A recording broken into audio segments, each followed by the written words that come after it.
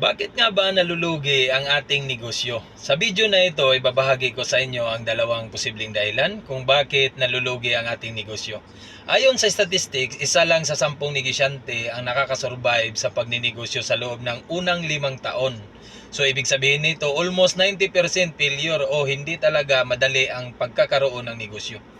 Tulad ng palagi kong sinasabi patungkol sa pagbibusiness, napakaraming posibleng dahilan kung bakit tayo nalulugi. Pero sa video na ito, magpupokus muna tayo sa dalawang ito. Okay, number 1, sales o binta.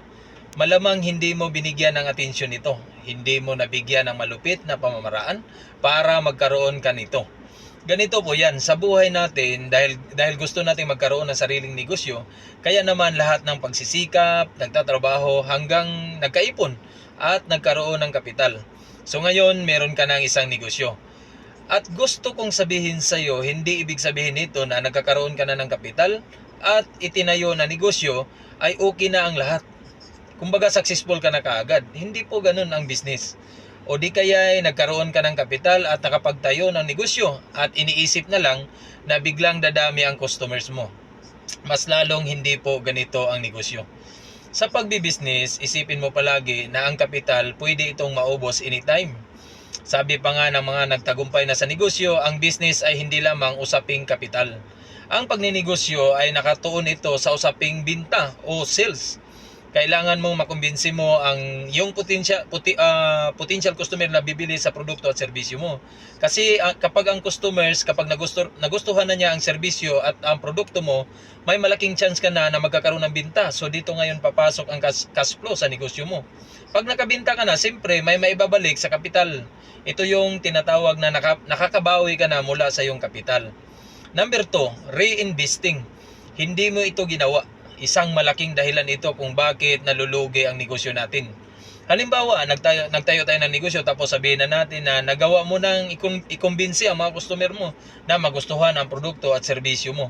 So, possible na magkakaroon ka na ng binta dito. Ang tanong, okay na ba ito?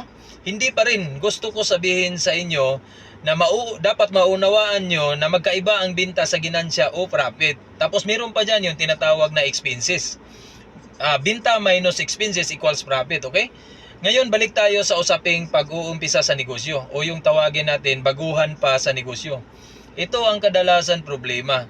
May mga baguhan sa negosyo na kapag kumikita na sila kaagad, sasabihin kaagad nila, ganito lang pala kadali ang magnegosyo.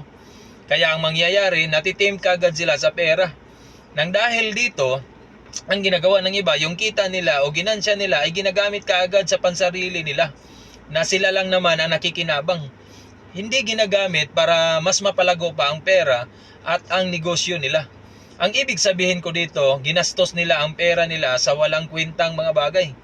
Nakalimutan na nila na hindi sila kumikita ng pera kung hindi dahil sa negosyo nila.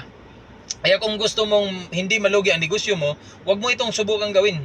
Ang tamang gagawin mo dito, pag may profit ka na, gamitin mo ito para mas maging maayos pa ang negosyo mo at para mapalago pa ang kinikita mo. Gamitin mo ang kita mo o profit para makabili pa ng maraming produkto, para marami kang ibibinta. Pag maraming binta, pwede din lumaki ang expenses. Pero asahan mo na, lalaki din ang income mo, okay? Hanggang sa dumating ang time na lumaki pa ang negosyo mo, at kung lumalaki na din ang kita mo o profit mo, sigurado ako, kaya mo nang bigyan ang sarili mo at siguradong kaya mo papalaguin pa ang negosyo mo, okay? So hanggang dito na lang po muna ang video natin. Sana may natutunan kayo. Paalam.